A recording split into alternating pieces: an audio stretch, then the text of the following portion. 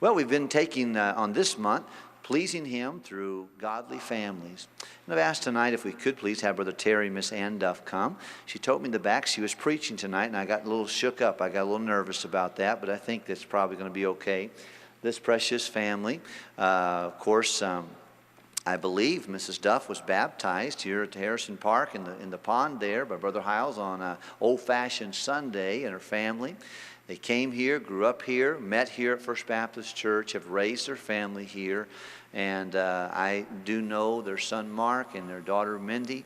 And they're not perfect people, but they've obviously have been raised in a home with a mom and dad who love the Lord, love them, and instruct them in the work of the Lord. And we're so pleased that they've taken the opportunity to share a few thoughts with us. So if you're raising children especially, I think you might want to get a piece of paper and a pencil out and make a few notes. And let's learn from folks who've already been there and done that and have shown us how to go and who know the way and show the way. And I appreciate them very, very much. So come, if you would please, Brother and Mrs. Duff.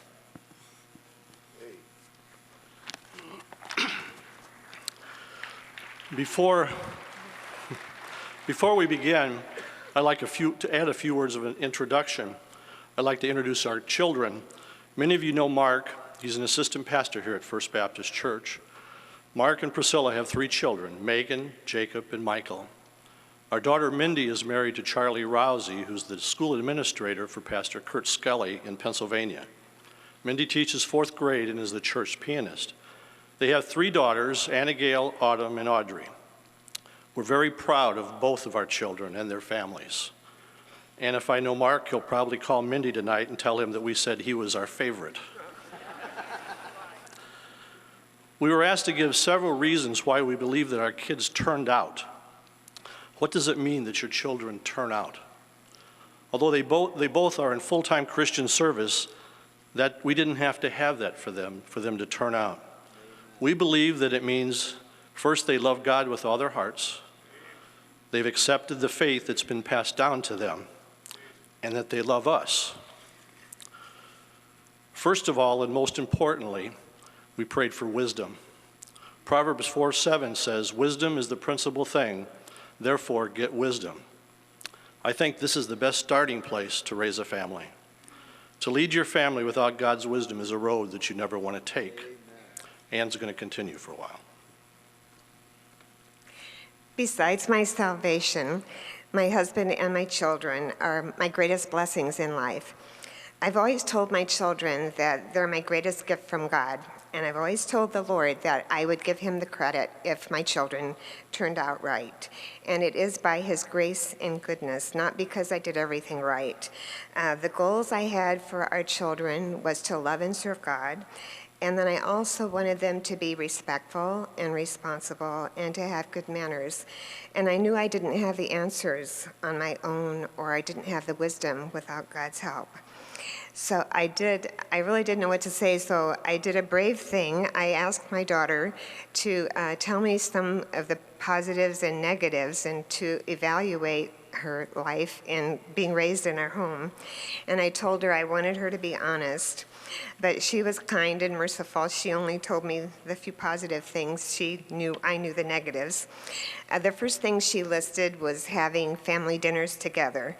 Our family dinners weren't fancy, but they were home-cooked meals, not fast food, and when everybody got home, they didn't have to figure out what they were going to eat on their own. I thought it was a time to reconnect the family circle and renew our bond. We listened to them chat, and we heard about everybody's day. She remembers her dad always telling a joke, and it just made good memories and traditions. The next thing she mentioned was being required to write thank you notes and to show appreciation for the people in her family, in her church, and her school.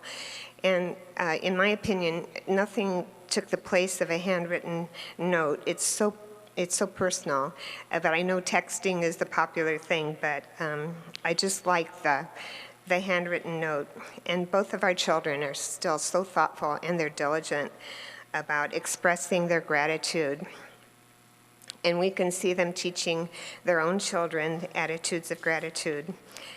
The last thing she mentioned was choosing the right friends. And we knew it made all the difference, having friends who shared our faith and our family values. Mindy's best friend growing up was Debbie Bordway-Borsch. My friend Mabel and I were expecting our daughters at the same time, and they were born just a week and a day apart. Mindy and Debbie were friends from the time they're in the nursery all the way through school, all the way through college, and they still are. And they always wanted to be just alike. Whatever one of the girls did, the other one followed. So we realized it was so important to have our children be friends with people, families that had the same values we did. And one of my own goals in teaching my children was to be neat and clean. They weren't allowed to throw clothes all over the floor and trash their room.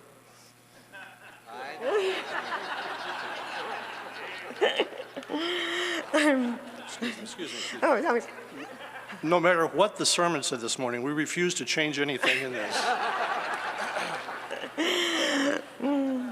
I just didn't want to raise lazy slobs.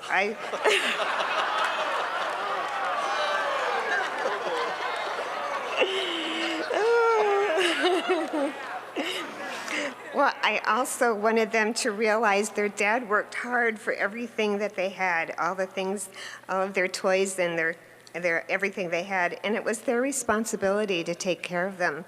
Even as small children, they were taught to pick up their toys and put them back in place. I remember Mrs. Hyles saying years ago, anything worthwhile is work, and work doesn't have to be drudgery. It can be fun when you're working together. I remember many times Mindy and I had heart-to-heart talks, just doing dishes side by side.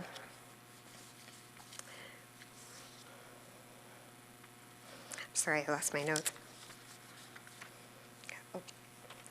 But the most important thing I always wanted my children to know is how much I love them. And we've always shown affection with lots of hugs and kisses and praise. Mindy and Mark both have beautiful, caring servant hearts, and they're hardworking, and they love their families. I couldn't dream of anything more rewarding than having them for our children, and I'm so grateful. My children and their families are part of my heart, and they're the best part of my life. Next thing I'd like to say is, and please don't judge, I'm not judging anyone, because we feel we were very fortunate that Ann didn't have to work outside the home. But I believe having a stay-at-home mom training their kids was a huge benefit. Proverbs 22:6 says that we are to train up a child. I give Ann much of the credit for training our kids. She was with them all day long and influenced their lives tremendously. That was her dream job. We believe that the kids were given to us from God, and it was up to us to train them. Another factor, I believe, is that our kids knew that we loved them. We were blessed to have two children who always seemed to want to please their parents. I think that was because they truly know that we love them. We were strict, but they still knew that we cared about them. Next, we built our lives around this church. We weren't church hoppers. This was our church home, and this is where we planted our family. Our friends were church friends, and our kids' friends were church friends. We didn't let the church or the school raise our kids, but we tried to be consistent at home with what was taught at church and school. We taught our kids that work was a good thing. Mark was cutting neighborhood lawns when he was just a young boy. He was always working, helping me do something around the house, and today Mark is the hardest worker that I know. Our family time was very important. They were involved in everything at school and church, but home was the place where they wanted to be most. We had fun.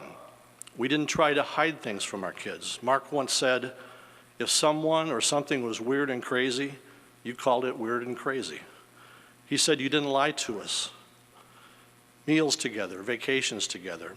Ann taught Mindy how to be a mom and a wife. And in closing, don't miss this. I taught Mark humility by teaching him to be a Cubs fan.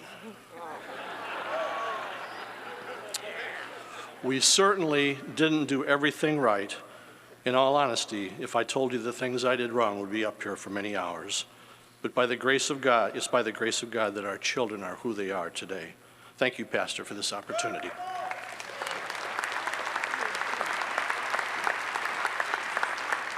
Thank you very much. That's what I get. There's a reason why the Bible says women should be silent in the church. There. Good night in the morning. We don't want to be slobs. Well, thank you so very much. I appreciate that. I appreciate the instruction. And with each of these opportunities, we'll hear people. I just hope you'll come away. I took several thoughts and different note cards that will be helpful to us, and I hope that you will take the opportunity to learn and glean from God's people as they can help us in these ways. Brother Pina, you have a few announcements?